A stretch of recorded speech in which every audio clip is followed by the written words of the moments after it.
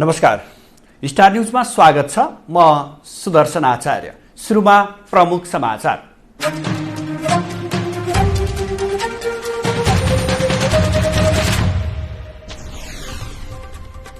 गठबन्धन भत्काउन विभिन्न षड्यन्त्र भइरहेको प्रधानमन्त्री दाहालको आरोप। 3 महिने अभियानपछि माओवादी सबैभन्दा ठूलो शक्ति भएर उदाउने दावी। टिकापुर घटनाका दोषी रेशमले कैद माफी पाएको प्रति सर्वोच्च अदालतको गम्भीर असहमति। सरकार र राष्ट्रपतिमाथि उठ्यो प्रश्न। बर्खे अधिवेशनमा संसदले बजेट ल्याउने बाहेक उल्लेख्य काम गर्न सकेन। अब बोलाइएको बैठक सहज हुनेमा आशंका कायमै। श्रमिकको न्यूनतम पारिश्रमिक 17,300 पुग्यो। प्रति घण्टा 80 रुपियाँ तोकियो। र पश्चिम अफ्रिकामा डुङ्गा दुर्घटना हुँदा मृत्यु हुनेको संख्या 60 नाग्यो। 15 बालबालिका सहित 38 जनाको जीवितै उद्धार।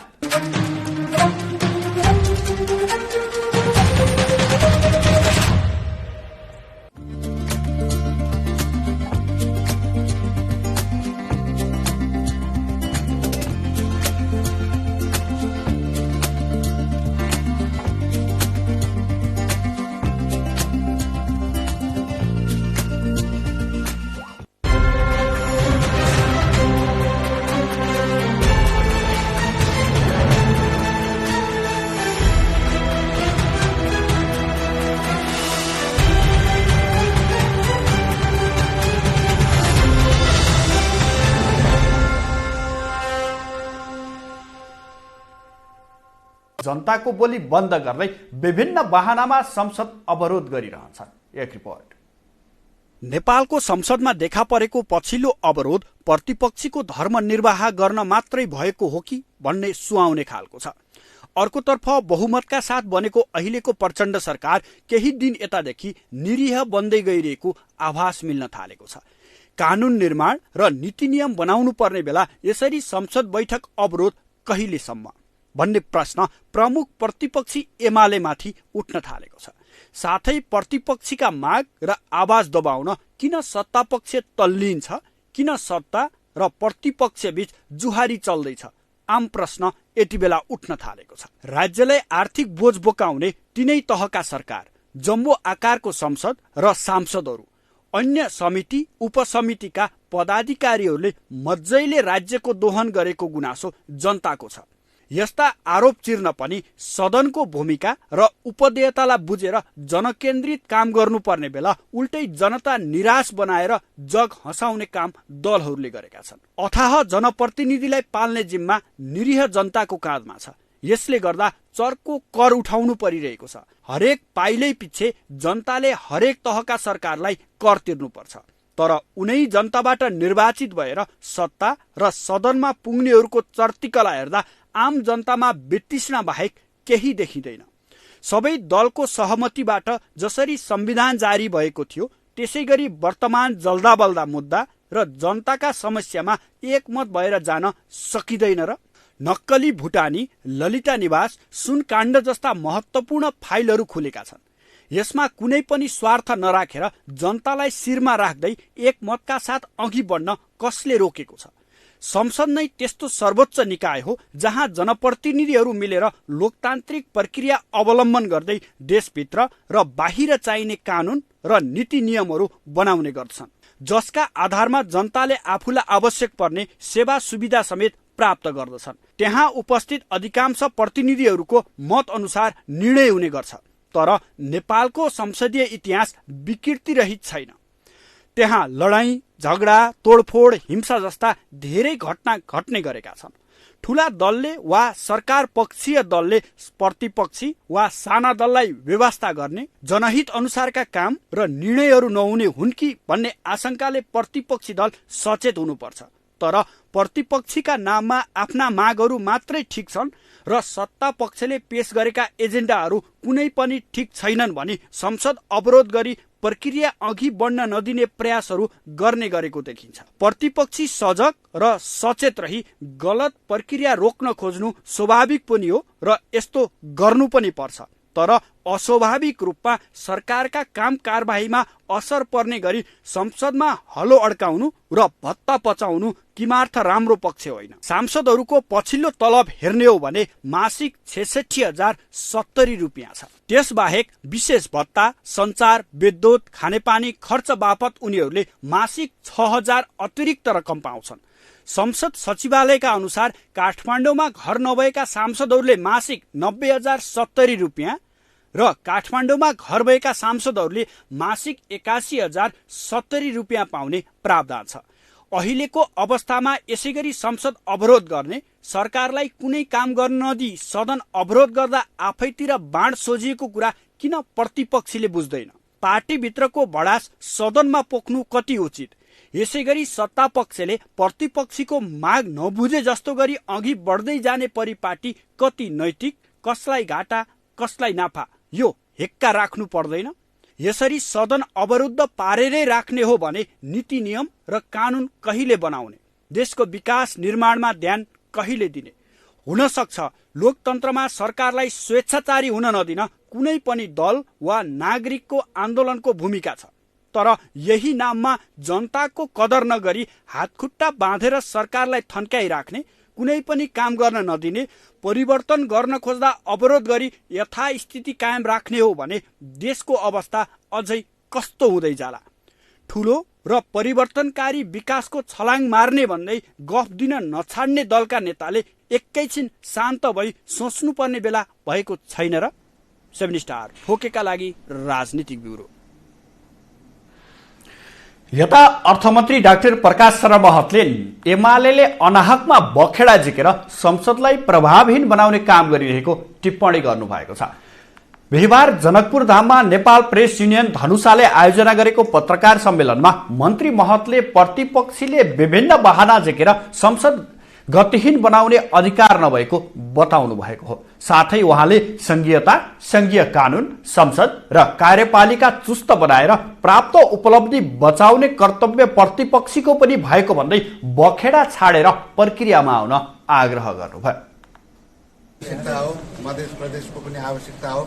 सम्पूर्ण आवश्यकतालाई हामीले सम्बोधन गर्ने गरेर चाहिँ बजेट राख्न सकेनौँ, तर हाम्रो सम्पूर्ण कोसिस जे जति बजेट छ त्यसलाई चाहिँ यथाशक्य हामीले सबैतिर केही न केही पुग्ने गरेर चाहिँ हामीले चाहिँ त्यसलाई चाहिँ विनियोजित गर्यौँ।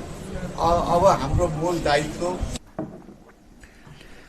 साथै मन्त्री महतले आर्थिक स्रोतहरू उपलब्ध र पर्याप्त नजुटेकाले नै मधेस सहितका लक्षित भूगोल र क्षेत्रका लागि पर्याप्त बजेट विनियोजन गर्न नसकिएको समेत उल्लेख गर्नुभयो। हराभरा बनाउनको लागि त्यो पैसा विनियोजित भयो। अहिले पूर्व पश्चिम राजमार्ग छ, 4 लेन भएको छ, अधिकांश यही। अब के छ भने ठुलो आयोजना यहाँ चाहिँ पर्या हुनाले सानोमा कहीँ चाहिँ ठुलो पनि छैन, केही पनि छैन। त्यहाँ चाहिँ सानोतिनो गाउँमा जाने पनि बजेट पर्यो होला। त्यस हुनाले यहाँ बजेट नपर्या होइन, तर मैले भने नि हाम्रो आवश्यकता थुप्रो छ, हाम्रो स्रोत यति छ। आर्थिक स्रोत पर्याप्तताको अभावमा यसपालि सबैका लागि चित्तबुझ्दो बजेट हुन नसकेको स्वीकार गर्नुभएका उहाँले विभेदको रूपमा नलिन आग्रह समेत गर्नुभयो।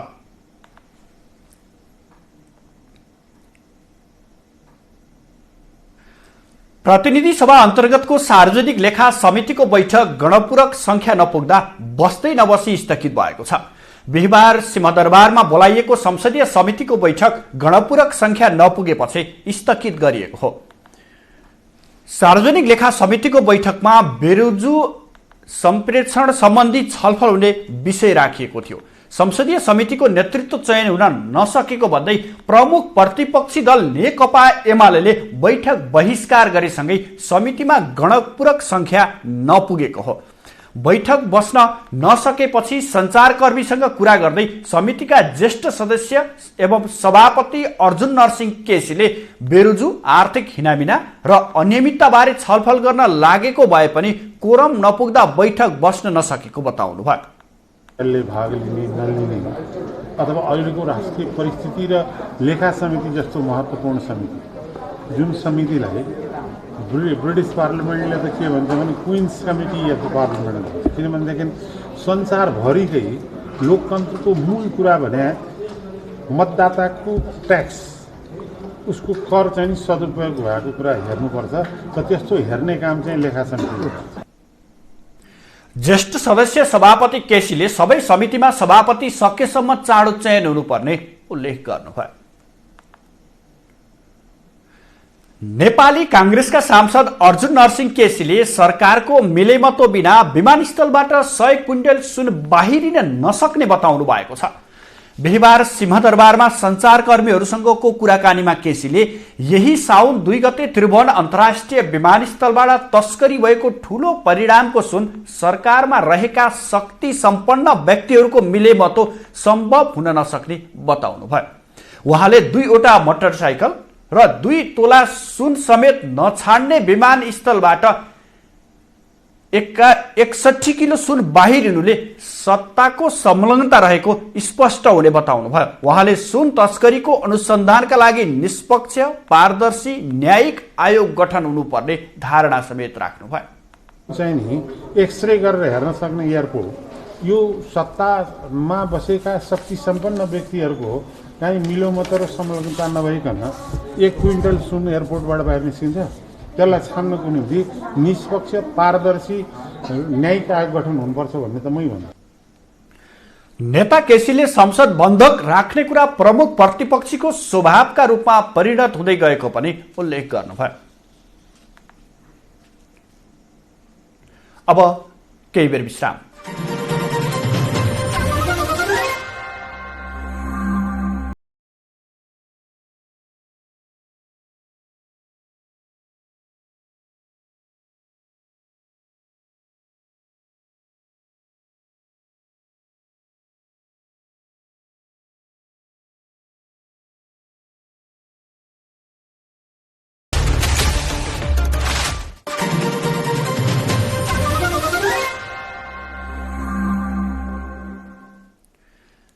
ब्रेकपछि स्वागत छ। अब बाँकी समाचार। हालै मन्त्री परिषदबाट पास भएको शिक्षा विधेयक विरुद्ध मध्य प्रदेशका शिक्षक समेत आन्दोलनमा उत्रिएका छन्। बिहिबार शिक्षक संघले विभिन्न कार्यक्रम गरी प्रादेशिक समितिले प्रदेशका शिक्षक तथा समाज कल्याण मन्त्रालय परिसरमा धरना दिँदै विरोध गरेका हुन्। कार्यक्रममा सहभागी नेपाल शिक्षक महासंघ प्रदेश महासचिव विजय झाले हालै मन्त्री परिषदबाट पास भएको शिक्षा विधेयक शिक्षकको पेशागत हितमा नभएकोले आन्दोलनमा उत्रिनु परेको उल्लेख गर्नुभयो। महासचिव झाले मन्त्री परिषदबाट पास भएको विधेयकमा आयोगबाट पास भएका शिक्षक तथा कर्मचारीको नियुक्ति, सरुवा र बढुवाको जिम्मेवारी दिएका कारण आफूहरूको पेशा संकटमा परेको समेत उल्लेख गर्नुभयो। देशभर डेंगू संक्रमितको संख्या 14,000 नागेको छ भने 75 जिल्लामा यो रोग फैलिसकेको छ। इपिडेमियोलोजी तथा रोग नियन्त्रण महाशाखाले उपलब्ध गराएको पछिल्लो तथ्याङ्क अनुसार संक्रमितको संख्या 14,357 पुगेको हो। कर्णाली प्रदेशका मुगु र हुम्ला बाहेकका सबै जिल्लामा डेंगी संक्रमण भएको जनाइएको छ। डेंगूका कारण हालसम्म 10 जनाले ज्यान गुमाएका छन्। डेंगीबाट 500 भन्दा बढी केस भएका 4 जिल्ला रहेका छन्। सबैभन्दा बढी सुनसरी जिल्ला प्रभावित बनेको छ। सुनसरीमा डेंगी संक्रमितको संख्या 7,495 पुगिसकेको छ। त्यसैगरी मोरङमा 1,676, धादिङमा 1,320 र झापामा 913 र काठमाडौँमा 179 जना संक्रमित भइसकेका छन्। प्रादेशिक तथ्याङ्क हेर्दा सबैभन्दा धेरै कोशी प्रदेशमै संक्रमितको संख्या 10,813 पुगेको छ। त्यसैगरी बागमती प्रदेशमा 2009, गण्डकीमा 603 र सुदूरपश्चिम प्रदेशमा 451, लुम्बिनी प्रदेशमा 307, मध्य प्रदेशमा 135 र कर्णाली प्रदेशमा 39 जनामा संक्रमित भएका छन्।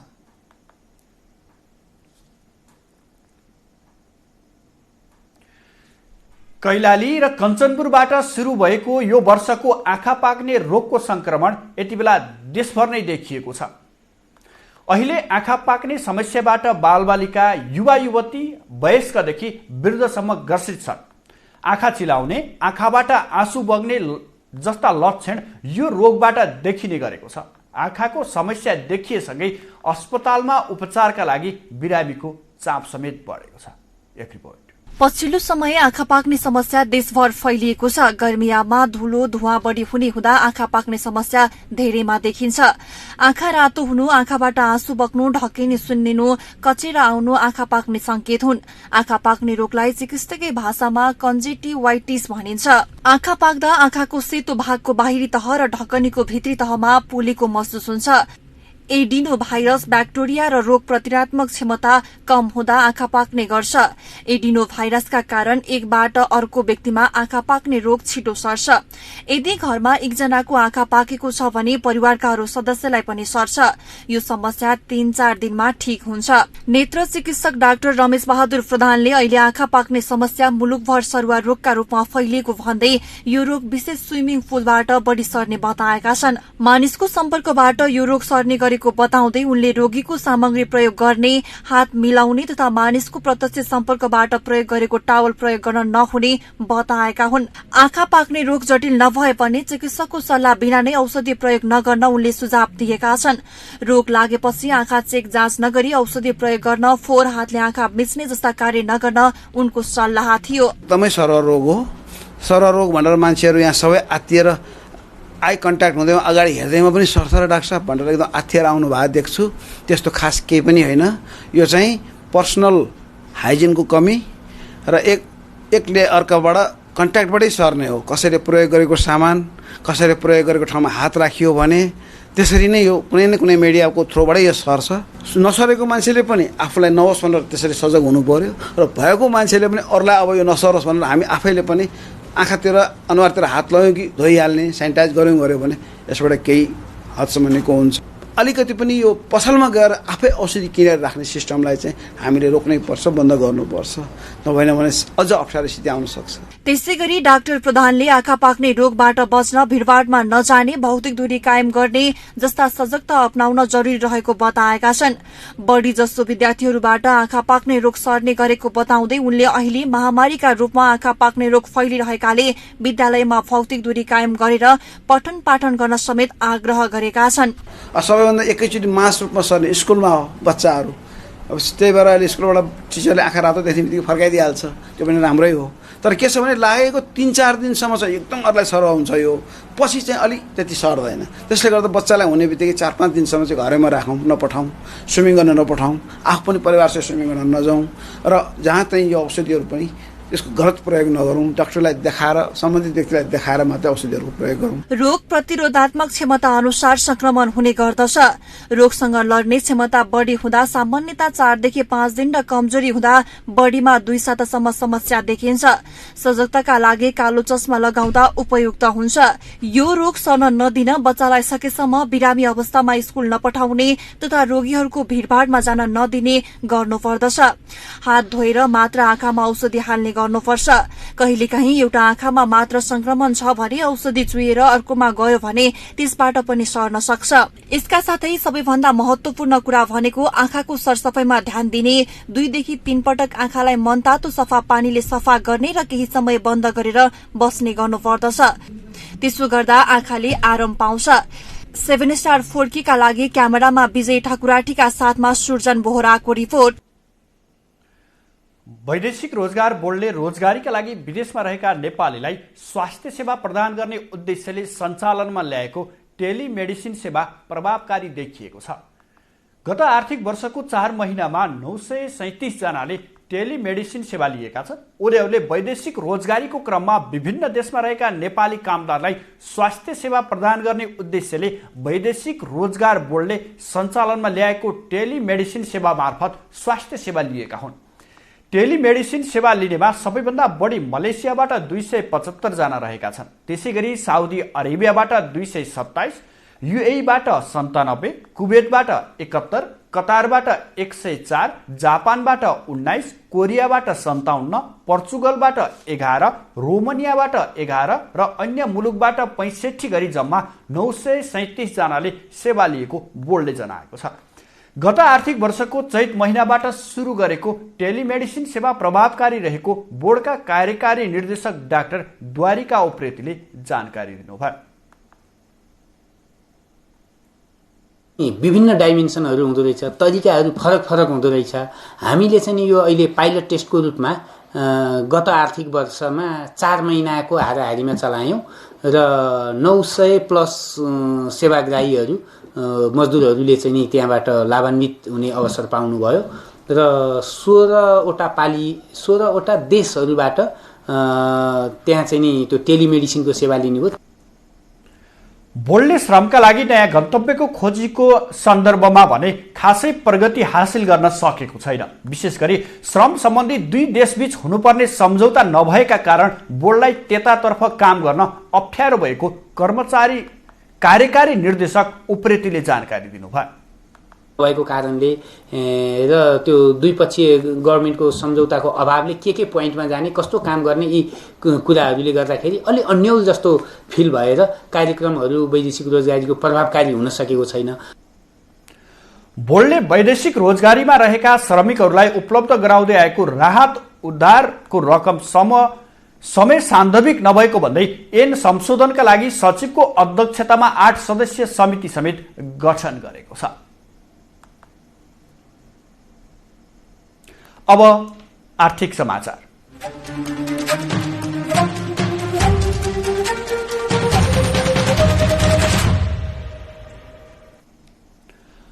लम्पी संक्रमणका कारण हजारौं पशुहरू मरिरहेका छन् भने त्यति नै संख्यामा संक्रमित भएका छन्। संक्रमणकै कारण खेती समेत लगाउन नपाएका किसानले माग गरिरहेकै बेला सांसदहरूले पनि किसानले क्षतिपूर्ति पाउनु पर्ने भन्दै आवाज उठाउन थालेका छन्। तर सरकारले भने किसानलाई क्षतिपूर्ति दिन नसक्ने जवाफ दिएको छ। बिहिबार बसेको कृषि सहकारी तथा प्राकृतिक स्रोत समितिमा सांसदहरूले सरकारले पशुमा लाग्ने रोगहरूको अनुसन्धान गर्न जरुरी रहेको बताएका छन्। यति मात्रै होइन, सांसदहरूले पशु बीमा कार्यक्रम प्रभावकारी नहुँदा किसानहरू मर्कामा परेको पनि बताए। कार्यक्रममा बोल्दै नेपाली कांग्रेसकी सांसद आर्जु राणा देउबाले अहिले पशुहरूमा विभिन्न रोगहरू लागिरहेको भन्दै पशुमा लाग्ने रोगहरूको अनुसन्धान गर्न जरुरी रहेको बताइन्। नेपाललाई कृषि प्रधान देश भनिए पनि उपयुक्त पशु ल्याब नहुनु दुःखद पक्ष रहेको बताउँदै उनले उपयुक्त पशु ल्याब स्थापना गर्न सरकारलाई सुझाव दिइन्। म सभापतिज्यूलाई यो ल्याब एनिमल हस्बेन्ड्री ल्याब एउटा चाहिँ राम्रो स्तरको बनाउनलाई चाहिँ हामीले यहाँबाट सजेसन गभर्नमेन्टलाई दिनुपर्छ कि भनेर म सजेस्ट गर्न चाहन्छु। किन हामी कृषि प्रधान देश, तर एनिमल हस्बेन्ड्री ल्याब या एनिमल हेल्थ ल्याब राम्रो नभएको सुन्दाखेरि अलिकति हामी साँच्चीकै हो कि होइन र हाउ सिरियस आर वी भन्ने एउटा कुरा आउँछ। यस्तै कार्यक्रममा बोल्दै नेकपा एमालेका सांसद अमृतलाल राजवंशीले लम्पी स्किनलाई जरैदेखि निर्मूल गर्न सरकारले योजना बनाउनु पर्ने बताए। सरकारले लम्पी स्किन विरुद्धको खोप ल्याउन ठोस योजना ल्याउनु पर्ने उनको भनाइ छ। अब हामीले जरैदेखि कसरी निर्मूल गर्ने, यतापट्टि सरकारको मन्त्रीज्यूको मन्त्रालयको के योजना छ कि खालि हामीले सिर्फ यो रोगलाई खालि नियन्त्रण गर्न सक्छौं कि यसलाई निर्मूल गर्न सक्छौं, यसको विषयमा स्पष्ट आओस्। यता कृषि तथा पशुपक्षी विकास मन्त्री डाक्टर बेदुराम भुसालले भने सरकारले लम्पी स्किन रोगबाट मरेका पशुहरूको क्षतिपूर्ति दिन नसक्ने बताएका छन्। लम्पी स्किन रोग लागेर पशुहरूको मृत्यु भए पश्चात किसानहरूलाई ठूलो क्षति भए पनि त्यसको सम्पूर्ण क्षतिपूर्ति दिन भने नसकिने उनको भनाइ छ। यद्यपि सरकारको तर्फबाट किसानहरूलाई राहत दिने गरी कार्यविधि बनिरहेको बताउँदै उनले राहत उपलब्ध गराउन आधार मापदण्ड र कार्यविधि लगायतका प्रक्रियालाई अगाडि बढाइएको बताए। कार्यविधि पास हुने बित्तिकै राहत उपलब्ध गराउने उनको भनाइ छ। र सँगसँगै यो चाहिँ पशु यो रोग लागेर लम्पी स्किन रोग लागेर जुन पशुको मृत्यु भयो र किसानहरूलाई ठुलो क्षति भयो, किसानहरूको त्यो क्षतिमा हामीले क्षतिपूर्ति नै गर्न त सक्दैनौँ होला। अरू सन्दर्भमा पनि हामीले क्षतिपूर्ति नै भनेर गर्न सकेका छैनौँ, तर पनि राहत कमसे कम सरकारको तर्फबाट दिनुपर्दछ भन्ने हिसाबले हामीले सामान्य प्रधानमन्त्रीज्यूकै उपस्थितिमा, हाम्रो मन्त्रालयकै प्रस्तावमा सामान्य प्रधानमन्त्रीज्यूको उपस्थितिमा नै बैठक बसेर, किनभने यो क्याबिनेटले निर्णय गर्नुपर्ने विषय भएको हुनाले हामीले सामान्यज्यूलाई अनुरोध गरेर उहाँकै उपस्थितिमा बैठक बसेर राहत प्रदान गर्नका निम्ति आधार, मापदण्ड र कार्यविधि। यस्तै कृषि तथा पशुपक्षी विकास मन्त्रालयका सचिव डाक्टर दीपक कुमार खरालले पनि लम्पी स्किन रोग नियन्त्रणका लागि सरकारले पूर्व कार्ययोजना बनाएको बताए। पशुमा लाग्ने लम्पी स्किन रोग नियन्त्रणका लागि कार्ययोजना बनाएर सरकारको केन्द्रीय अनुगमन तथा मूल्याङ्कन समितिमा पेश गरिसकेको खरालको भनाइ छ। कार्ययोजनामा रोग नियन्त्रणका लागि पूर्व तयारी, खोप अभियान सञ्चालन र देशभित्रै खोप उत्पादनका विषय समेटिएको छ। न्यूनतम भए पनि अहिले राहत उपलब्ध गराउन के सकिन्छ भन्ने एउटा मापदण्ड एउटा तर्जुमा गरेका छौँ, तर त्यो मापदण्डका आधारहरू अलिकति चाहिँ प्रदेश र स्थानीय तहले पनि त्यसमा कसरी सहभागी भएर जान सक्छन्, कसरी उपलब्ध गराउन सक्छन् भन्ने बारेमा थोरै एउटा छलफल गरेर अर्थ मन्त्रालयको सहमति लिएर हामी चाहिँ नेपाल सरकारको स्वीकृतिको लागि चाहिँ पठाउने चरणमा छौँ। त्यो अहिले तयार चाहिँ भएको छ तर्जुमा, र तर त्यसलाई चाहिँ अब तिनै तहका सरकारहरूले पनि दिन मिल्ने किसिमले लिएर जानलाई चाहिँ थोरै एउटा छलफल गर्नुपर्ने र अर्थको सहमतिको लागि चाहिँ हामीले थोरै समय लिनुपर्ने अवस्था भएको छ। त्यसपछि हामी स्वीकृतिको लागि पठाउँछौँ। त्यो भयो भने एउटा राहतको चाहिँ। पशुमा लाग्ने रोग लम्पी स्किनका कारण हालसम्म 13,05,361 पशु संक्रमित भइसकेका छन् भने 47,649 पशुको मृत्यु भइसकेको छ। अहिले पनि 1,75,553 पशु संक्रमित छन्।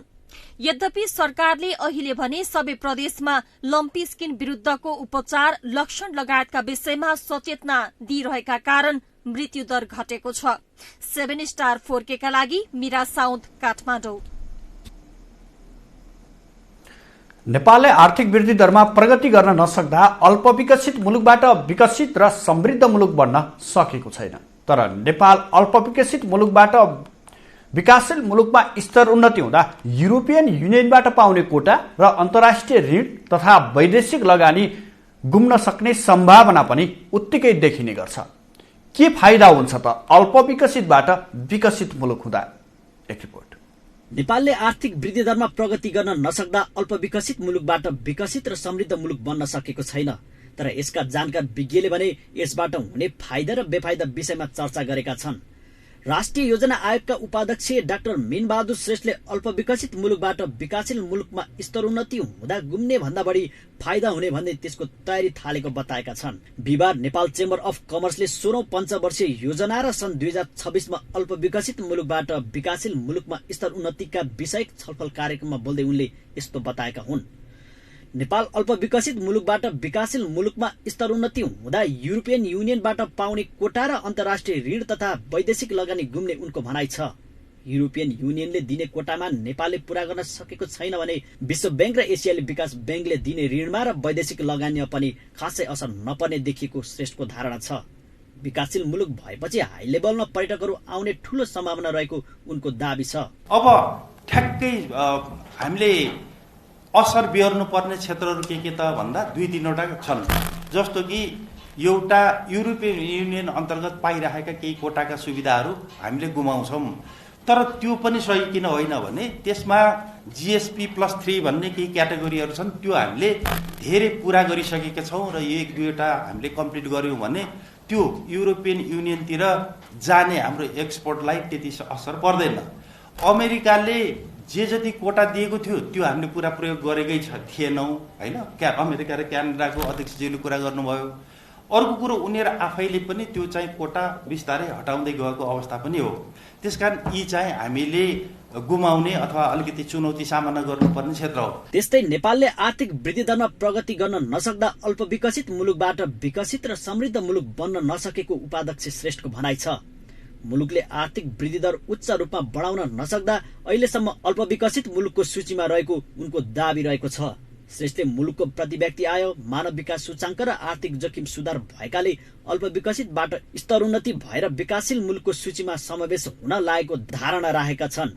नेपाल सन् 2015मा नै स्तरोन्नति हुने सूचीमा भए पनि मुलुकको प्रति व्यक्ति आयको मापदण्ड पूरा नहुँदा अर्थपूर्ण हुन नसकेर स्तरोन्नति नभएको श्रेष्ठको भनाइ थियो। किन लगानी बढेन त भन्दा हाम्रो मुलुक चाहिँ यो अल्प विकसित हैसियतमै छ, त्यस कारण यसको कुनै पनि त्यो भनौँ न ठेगान छैन, अनसर्टेनिटीहरू छन्, त्यस कारण चाहिँ यसमा जानु हुँदैन भन्ने कुरो, लगानी गर्न चाहिँ हुँदैन भन्ने एउटा कुरा पनि छ।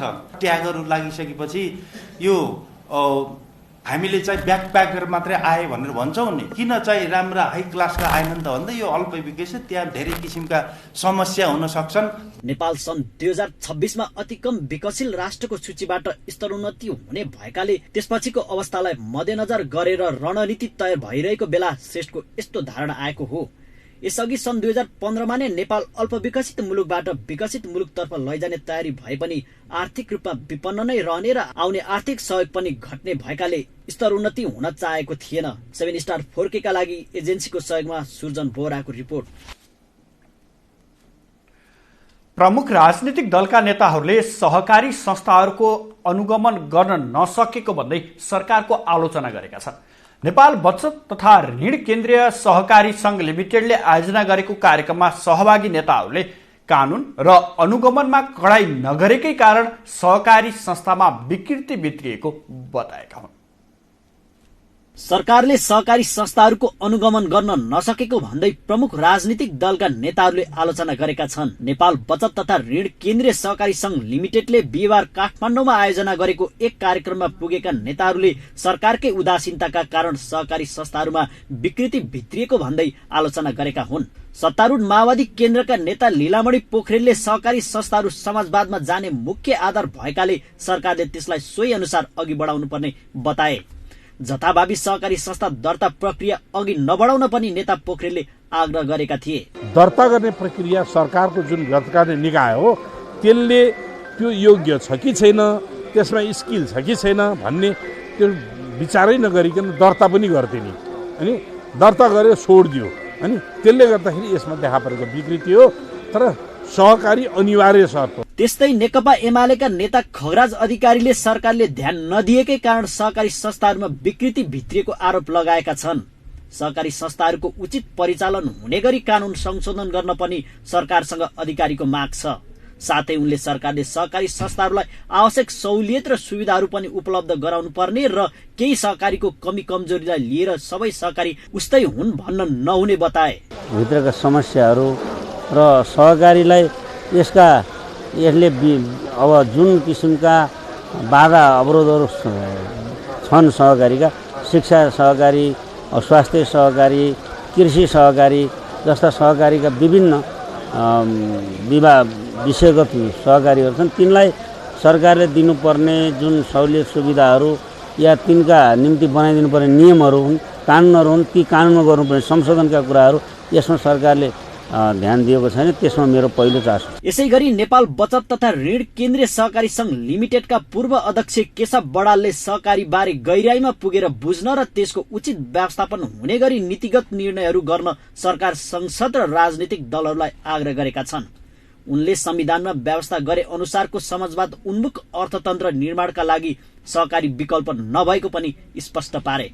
त्यसमा पनि समाज उन्मुख अर्थव्यवस्था निर्माण गर्ने भनेको छ, जुन सहकारीमा नटेकिकन होइन केही कहीँ पनि पुग्न सकिँदैन। त्यसले गर्दा सबै राजनीतिक दलका नेताहरू, खास गरी नीति निर्माताहरू र त्यसका चाहिँ नेतृत्वमा रहने मान्य सांसदहरू र स्थानीय तहका 35,221 जना चाहिँ प्रतिनिधिहरू छन्, प्रदेशका छन्, सङ्घका छन्, सबैले सहकारी विषयको गहिराईमा पुग्न, बुझ्ने र सही ढङ्गले त्यसलाई अगाडि बढाउनको निम्ति चाहिँ राज्यको पनि उत्तिकै भूमिका छ। किन 761वटा सरकार छ यहाँ त होइन, तर त्यसमा एकरूपता पनि चाहिन्छ। यता कानूनविद काशीराज दाहालले सहकारी क्षेत्रमा देखिएको विकृति अन्त्य गर्नका लागि कानूनमा सुधार र नियमनको कामलाई सरकारले प्रभावकारी बनाउनु पर्ने सुझाव दिएका छन्। यस क्षेत्रको सुशासन प्रवर्धनका लागि सहकारी अभियानकर्ताहरूले विशेष ध्यान दिनुपर्ने उनको बुझाइ छ। अहिलेको यो विकृतिको निम्ति राज्यको तहबाट ऐन कानुनमा सुधार गर्नुपर्छ, नियमनलाई प्रभावकारी बनाउनुपर्छ, अभियानको तर्फबाट पनि आफ्ना सदस्य सहकारीहरूमा सुशासन प्रवर्धन गर्न सक्रियता देखाउनु पर्दछ। जसले कानुनको विरुद्ध बचत हिनामिना गरेका छन् तिनलाई कानुनको दायरामा ल्याएर दण्डित गर्नुपर्दछ। साथै कानुनविद दाहालले सहकारीको रकम हिनामिना गर्नेहरूमाथि कारबाही गर्न पनि सरकारको ध्यान आकर्षण गराएका छन्। पछिल्लो समय सहकारीकै कारण बिचल्लीमा परेका बचतकर्ताहरूले राज्यलाई दिनौ गुहार्ने गरेको बेला नेताहरूले यसको समाधान भन्दा पनि राज्यलाई देखाएर पन्छिने अभिव्यक्ति दिएका छन्। सहकारी ठगीका हजारौं उजुरी पर्दा समेत सञ्चालकहरू पक्राउ पर्न सकेका छैनन्। त्यसैले सहकारीलाई निश्चित मापदण्ड बनाएर कानुनी दायरामा ल्याउनु पर्दछ, न कि दोष एकअर्कामाथि थुपारेर। सरकारले श्रमिकहरूको न्यूनतम पारिश्रमिक केही बढाएर तोकेको छ। श्रम, रोजगार तथा सामाजिक सुरक्षा मन्त्रालयले राजपत्रमा सूचना प्रकाशित गरी श्रमिकको न्यूनतम पारिश्रमिक 17,300 पुगेको जनाएको हो। मन्त्रालयले श्रम ऐन 2074 को दफा 106 बमोजिम बढेको तलब साउन 1 गतेदेखि नै लागू हुने जानकारी दिएको छ। आधारभूत पारिश्रमिक 10,820 छ। महँगी भत्ता सहित 17,000 पुगेको जनाइएको छ। यसअघि न्यूनतम पारिश्रमिक मासिक 15,000 रहेको थियो। दैनिक पारिश्रमिक 678 रुपियाँ र प्रति घण्टा 80 रुपियाँ तोकिएको छ। आंशिक समयमा मात्रै काम गर्ने कामदारको प्रति घण्टा 95 रुपियाँ पारिश्रमिक पुगेको राजपत्रमा उल्लेख छ। अब अन्तर्राष्ट्रिय समाचार।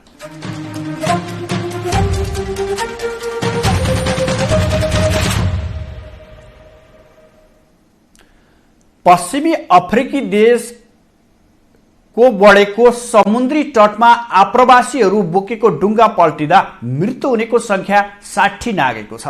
अन्तर्राष्ट्रिय आप्रवासी संगठनका अनुसार उक्त दुर्घटनामा 15 जना बालबालिका सहित अन्य 38 जनालाई जीवितै उद्धार गरिएको छ। 100 जना बोकेको डुङ्गा केप बर्डे नजिक आन्ध्र महासागरमा पल्टिएको हो। दुर्घटनामा पर्नेहरू सेनेगल र सिएरालिनोका नागरिकहरू रहेको अन्तर्राष्ट्रिय सञ्चार माध्यमहरूले जनाएका छन्। अन्टार्क्टिका नजिकैको समुद्री तटमा सोमबार डुङ्गा दुर्घटना भएको अनुमान गरिएको थियो। स्पेनिसहरूको माछा मार्ने टोलीले दुर्घटना भएको थाहा पाएपछि उद्धार तथा खोजी सुरु गरिएको थियो। उक्त समुद्री मार्ग हुँदै युरोप जाने क्रममा गत वर्ष मात्रै 560 जनाको मृत्यु भइसकेको छ। इस्लाम धर्मको पवित्र ग्रन्थ कुरानको अपमान गरिएको भन्दै पाकिस्तानको पन्जाब प्रान्त स्थित एक शहरमा हजारौं मानिसहरूले कम्तीमा 4वटा गिर्जाघरमा आगजनी र इसाईका केही घरमा तोडफोड गरेका छन्। स्थानीय बासिन्दाका अनुसार तोडफोडबाट जरवानला शहर स्थित गिर्जाघर र त्यससँग जोडिएका 1 दर्जन जति भवनमा क्षति पुगेको छ। पाकिस्तानमा 2 पुरुषले कुरानको अपमान गरेको भन्ने विवरण सामाजिक सञ्जालबाट फैलिएपछि शहरमा विरोध प्रदर्शन र आगजनी भएको छ। अधिकारीहरूका अनुसार इसाई समुदायको बसोबास रहेको ठाउँ नजिकै कुरानका च्यातिका पन्नाहरू फेला परेका थिए र तिनमा अपमानजनक कुराहरू लेखिएको बताइएको छ। त्यसबारे सामाजिक सञ्जाल र शहरमा चर्चा भएपछि मुस्लिम समुदायका मानिसहरू आक्रोशित भए। त्यसपछि भएको हिंसामा इसाई समुदायका मानिसका घरमा आक्रमण र लुटपाट भएको छ। स्थानीय बासिन्दाहरूका अनुसार जरनवाला शहर स्थित गिर्जाघरसँग जोडिएका 1 दर्जन जति भवनमा पनि क्षति पुगेको छ। ती घटनामा संलग्न भएको आशंकामा प्रहरीले 100 बढी हिरासतमा लिएको छ र हिंसाबारे अनुसन्धान थालिएको जनाएको छ। अन्तर्राष्ट्रिय सञ्चार माध्यमका अनुसार अहिले जरनवालामा स्थिति तनावपूर्ण छ। गिर्जाघरको भग्न अवशेषलाई काँडेतार लगाएर घेरिएको छ। जरनवालामा पर्ने फैसलाबाद जिल्लामा 7 दिनका लागि मानिसहरू सार्वजनिक स्थानमा भेला हुन नपाउने गरी निषेधाज्ञा जारी गरिएको छ। इस्लाम धर्मको पवित्र धर्मग्रन्थ कुरान च्यातेको आरोप लागेका ती 2 व्यक्ति भने अझैसम्म पक्राउ पर्न सकेका छैनन्। पक्राउ नपरे पनि उनीहरूमाथि ईसा निन्दाको अभियोग लगाइएको छ। पाकिस्तानमा ईसा निन्दालाई मृत्युदण्डसम्म हुन सक्ने अपराध मानिन्छ। यद्यपि अहिलेसम्म कसैलाई ईसा निन्दाको अभियोगमा मृत्युदण्ड भने दिएको छैन। घटनापछि पाकिस्तानका कामचलाउ प्रधानमन्त्री अनवर उल हक ककरले उक्त हिंसामा जोडिएका व्यक्तिहरूलाई छिटो पक्राउ गरेर कारबाही गर्न निर्देशन दिएका छन्। 7 स्टार 4K का लागि एजेन्सीको सहयोगमा भूदीप दालको रिपोर्ट। अब पालो खेल समाचारको।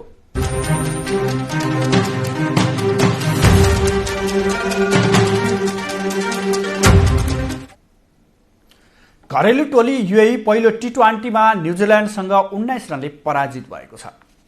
यो सँगै 3 खेलको श्रृङ्खलामा न्युजिल्यान्डले 1 0 को अग्रता बनाएको छ। जितका लागि 156 रनको लक्ष्य पछ्याएको युएई 19 ओभर 3 बलमा 136 रनमा अल आउट भयो। युएईका आरएस शर्माले सर्वाधिक 60 रन बनाए पनि टोलीलाई जिताउन भने सकेनन्। न्युजिल्यान्डका टिम साउदीले 5 विकेट लिए। मिचेल सन्टानरले र जेम्स निशानले समान 2-2 विकेट लिए। यसअघि दुवै इन्टरनेसनल क्रिकेट मैदानमा टस हारेर पहिला ब्याटिङ गरेको न्युजिल्यान्डले निर्धारित 20 ओभरमा 6 विकेट गुमाउँदै 155 रन बनाएको थियो। न्युजिल्यान्डका टिम सिर्फन्टलले सर्वाधिक 55 रन बनाए। युएईका जुनैद सिद्दिक र वासिङ हसिमले समान 2-2 विकेट लिए। दुई देश बीचको दोस्रो T20 खेल भोलि र तेस्रो खेल पर्सि आइतबार हुनेछ। 3 खेलको श्रृङ्खलाका लागि न्युजिल्यान्ड युएई भ्रमणमा रहेको छ। न्युजिल्यान्डले श्रृङ्खला खेल्न युएई भ्रमण गरेको यो पहिलो पटक हो। तर उसका धेरै खेलाडी द हल्टेड लिग खेल्न बेलायतमा रहेकाले धेरै नयाँ खेलाडी मात्रै टिममा समावेश भएका छन्। नेपालमा पहिलो पटक ब्याडमिन्टन एसियाको प्रतियोगिता सुरु हुने भएको छ। नेपाल ब्याडमिन्टन संघले badminton Asia south Asia regional championship 2023 काठमाडौँमा आयोजना गर्न लागेको हो। आयोजक नेपाल ब्याडमिन्टन संघले बिहिबार पत्रकार सम्मेलन गर्दै प्रतियोगिताको औपचारिक घोषणा गरेको छ। प्रतियोगिता भदौ 1 गतेदेखि 5 गतेसम्म एपीएफ क्लबको हलचोक स्थित कबड हलमा हुनेछ। च्याम्पियनसिप U15 र U17 प्रतियोगिताको रूपमा रहेको छ। U15 इन्डिभिजुअलमा girl single, boys single, girl double, boys double र मिक्स डबल गरी 5मा प्रतिस्पर्धा हुनेछ। त्यस्तै U17 तर्फ पनि individual girl single, boys single, girls double, boys double र मिक्स डबल गरी 5 प्रतिस्पर्धा समावेश गरिएको ब्याडमिन्टन एसियाकी इभेन्ट म्यानेजर NGN मुनले बताउनु भयो।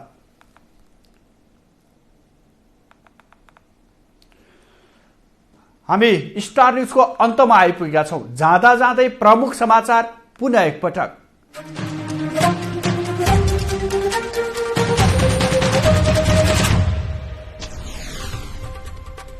गठबन्धन भत्काउन विभिन्न षड्यन्त्र भइरहेको प्रधानमन्त्री दाहालको आरोप। 3 महिने अभियानपछि माओवादी सबैभन्दा ठूलो शक्ति भएर उदाउने दावी।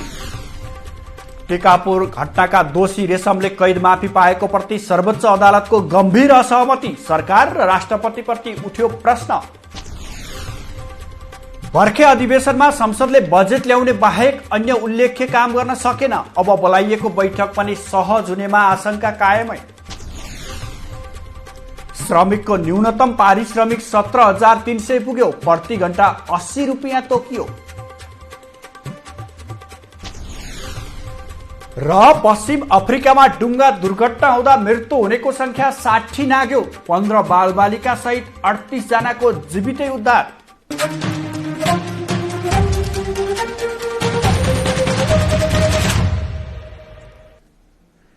स्टार न्यूज अहिलेलाई यति नै। 7 स्टार फोके टेलिभिजन तपाईँ www.7starfoketv.com तथा फेसबुक र युट्युबमा पनि प्रत्यक्ष हेर्न सक्नुहुनेछ। हाम्रो टेलिभिजन हेर्दै रहनुहोला। नमस्कार।